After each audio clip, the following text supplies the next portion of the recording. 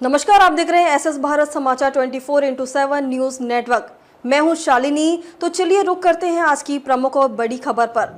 UP के बागपत पहुंची साध्वी प्राची ने लव यू मोहम्मद को बताया नया जिहाद। कहा हिंदुस्तान हिंदुओं का देश है। साध्वी प्राची ने आई लव मोहम्मद लिखे पोस्टरों और नारों को नया जिहाद बताया है।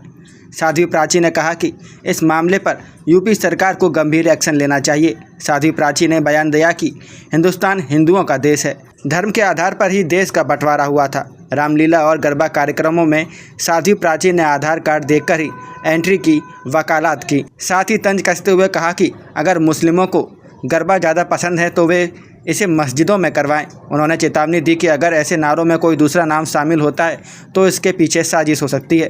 वहीं राहुल गांधी के जैन जी वाले बयान पर साध्वी प्राची ने पलटवार करते हुए कहा, उससे कोई तख्ता पलट नहीं होने वाला। तख्ता पलट तो हमने 2019 और 2024 में किया था। कुल मिलाकर बागपत में साध्वी प्राची के बयानों ने एक बार फिर से राजनीतिक हलचल तेज कर दी है। दरअसल साध्वी प्राची आज कस्बा बड़ौत में आयोजित रामलीला में बतौर मुख्य अतिथि पहुंची थी, जहां उन्होंने पत्रकारों से वार्ता की। लव यू मोहम्मद, ये नया जिहाद शुरू हुआ है। सरकार को इस पर गंभीरता से लेना चाहिए, विशेषकर उत्तर प्रदेश में भारतीय जनता पार्टी को, क्योंकि कुछ भी हो सकता है। ये लोग बाज नहीं आ सकते, ये लातों के भूत कभी बातों से नहीं मान सकते। किस तरीके का एक्शन होना चाहिए? कड़ी से कड़ी कार्रवाई होनी चाहिए, ताकि क्योंकि हिंदुस्तान हिंदुओं का है, धर्म के आधार पर बंटवारा हुआ है। और जब जब हिंदुओं के त्योहार आते हैं तब तक इस तरह की कोई न कोई जिहाद चालू कर देते हैं। आजम खान को रिहाई मिल गई है, इस पे क्या? अच्छी बात है, आजम खान को रिहाई मिल गई है, वो स्वास्थ्य लाभ करे। बाकी मैं इस पर कोई टिप्पणी नहीं करना चाहता। इस तरह की चर्चाएं हैं कि वो बसपा में जाएंगे। देखिए, वो उनका व्यक्तिगत विचार है। वो समाजवादी पार्टी में भी रहे हैं, अब बसपा में भी जाकर के देख ले, एक बार अच्छी बात है।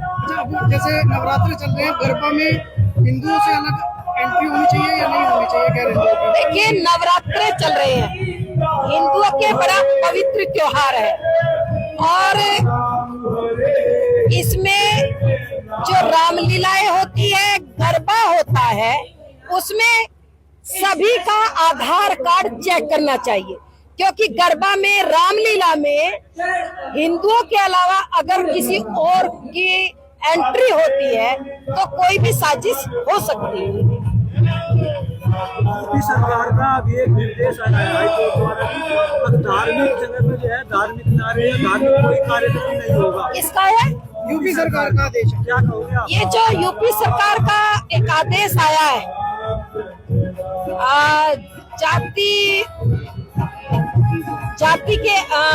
जाति का नाम नहीं लिखा जाएगा किसी वाहन पर, किसी कार्यक्रम में, ये अच्छी बात है।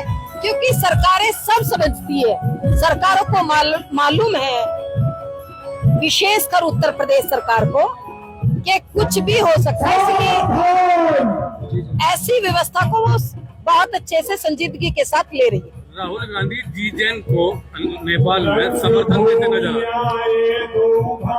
राहुल को नहीं पता अभी कि 2025 का भारत है मेरे भाई।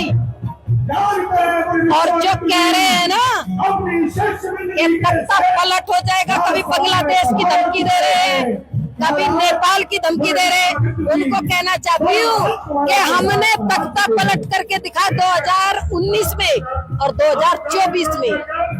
27 में होगा, 27 में भी होगा, 29 में भी होगा। सरकार भारतीय जनता पार्टी की होगी, कोई रोक नहीं पाएगा। राजनाथ सिंह ने भी कहा है 15-20 साल तक कोई न।